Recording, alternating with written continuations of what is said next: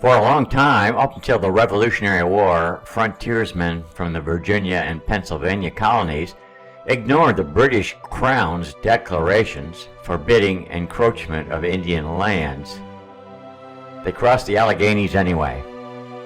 The Shawnee referred to these colonial settlers as the Long Knives.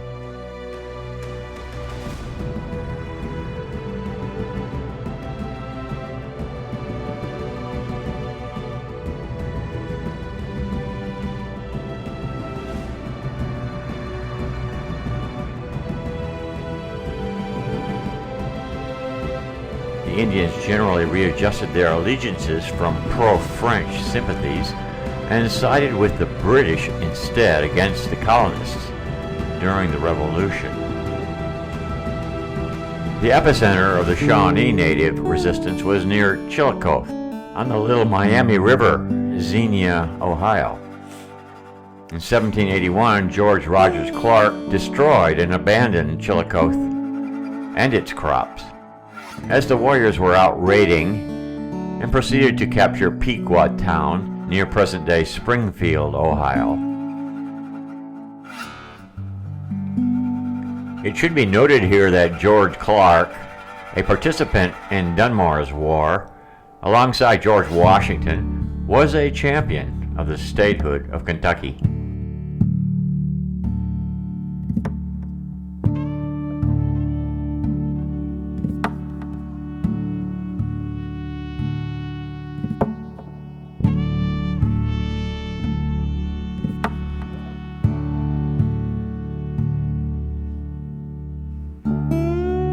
In his youth, Clark one day wandered into the campground of General Ray near Harrodsburg.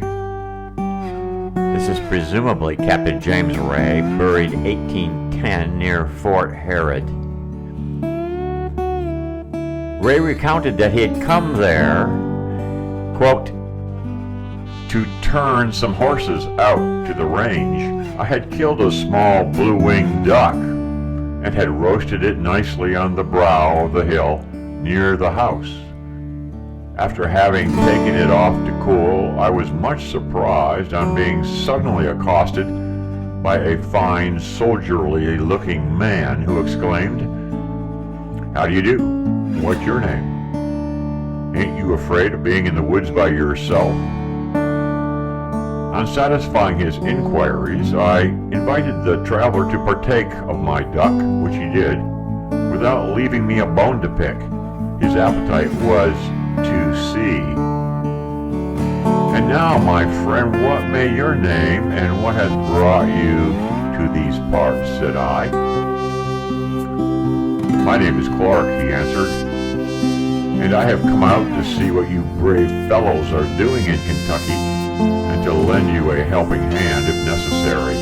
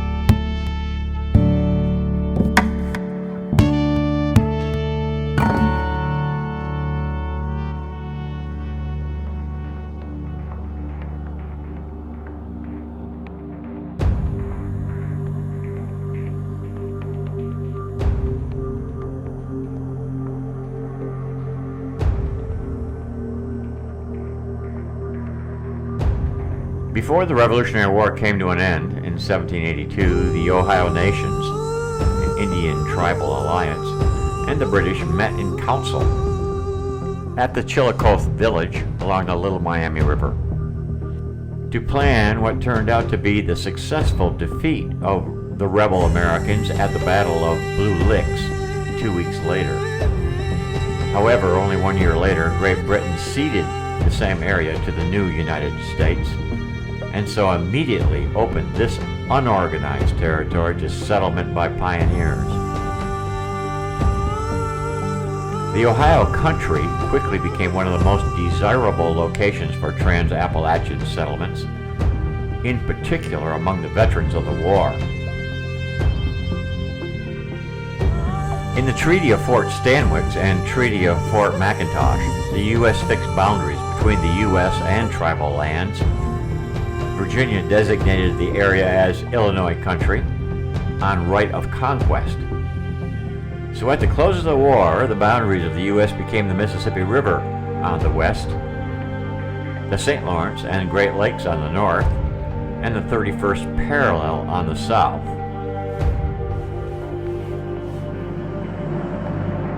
Then in July 1787, most of the Ohio country, the southern peninsula of what is today the state of Michigan and westward, and Illinois country were incorporated as the Northwest Territory.